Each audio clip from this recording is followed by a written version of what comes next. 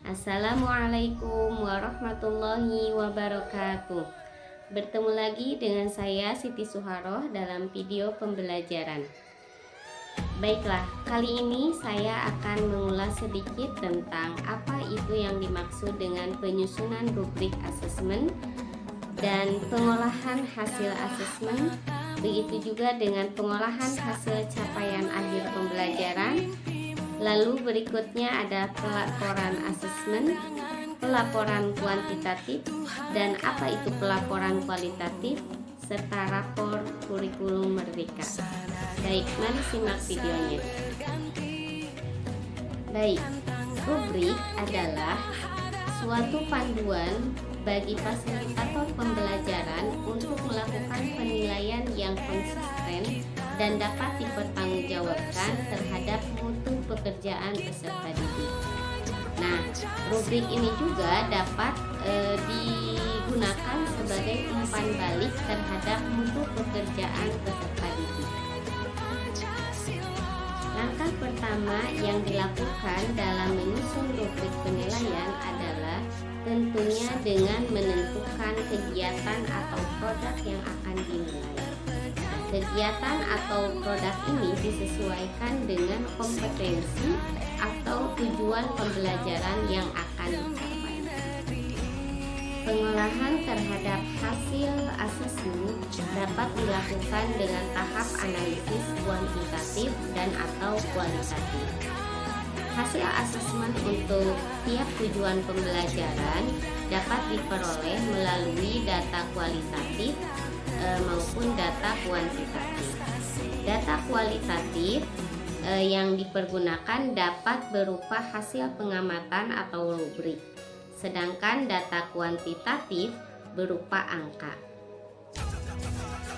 Baik, apa itu data kualitatif dan data kuantitatif? Berikut uraiannya. Data kualitatif adalah data yang bersifat deskriptif, tidak terstruktur, dan biasanya berupa kata-kata. Sementara data kuantitatif merupakan informasi yang bisa diberi nilai numerik atau bisa diukur. Jadi dengan kata lain, jika data kuantitatif bisa dianalisis menggunakan analisis statistik, sedangkan data kualitatif tidak bisa melakukan itu. Dalam implementasi kurikulum merdeka, pendidik diberikan keleluasaan penuh untuk mengolah data kuantitatif, baik secara rata maupun proporsional.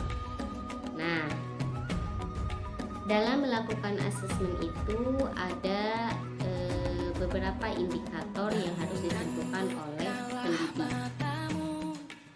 Biasanya indikator yang digunakan itu selalu ditandai dengan indikator 1 dan indikator 2 dan seterusnya. Contohnya misalkan indikator 1 biasanya asesmen dilakukan dengan teknik tes tulis berupa pilihan ganda atau esai.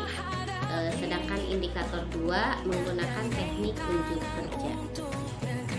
Nah, selanjutnya hasil asesmen sumatif peserta didik dipetakan ke dalam 4 kualitas, yaitu yang pertama perlu bimbingan, yang kedua cukup, yang ketiga baik, dan yang keempat sangat baik. Berikutnya adalah pelaporan hasil asesmen. Pelaporan atau reporting hasil asesmen adalah merupakan salah satu bagian yang terpenting dari proses asesmen itu sendiri, terkait dengan upaya proses menginformasikan kepada pihak lain yang dianggap penting mengenai pembelajaran yang telah terjadi atau yang telah dilakukan. Laporan kualitatif adalah untuk mengungkapkan gejala atau fenomena secara menyeluruh dan kontekstual. Laporan penelitian ini seharusnya mampu memberikan gambaran yang utuh dan kontekstual tentang topik yang diteliti. Sedangkan laporan kuantitatif adalah merupakan metode yang dilakukan secara lugas, juga objektif dan apa adanya. Isi pokoknya adalah apa yang diteliti, bagaimana penelitian itu dilakukan, hasil yang diperoleh, dan kesimpulan penelitian. Nah, metode kuantitatif ini juga sebuah metode penelitian yang di dalamnya menggunakan banyak angka, mulai dari proses pengumpulan data hingga penafsirannya. Selanjutnya adalah tentang rapor kurikulum merdeka. Apa itu rapor kurikulum merdeka? Yaitu adalah merupakan sebuah platform yang digunakan untuk menginput data hasil evaluasi pendidikan. Rapor ini telah diluncurkan oleh Menteri Pendidikan, Kebudayaan, Riset, dan Teknologi, yaitu Bapak Nadiem Makarim, sejak tanggal 30 November 2022. Nah, sekarang apa sih tujuan dari rapor kurikulum merdeka itu? Tujuannya adalah dari aplikasi e-rapor ini adalah sebagai alat bagi guru dan satuan pendidikan untuk memberikan hasil pelaporan belajar para peserta didik. Untuk rapor kurikulum merdeka ini ada dua. Jadi aplikasi e-rapor kurikulum merdeka akan memuat dua hal.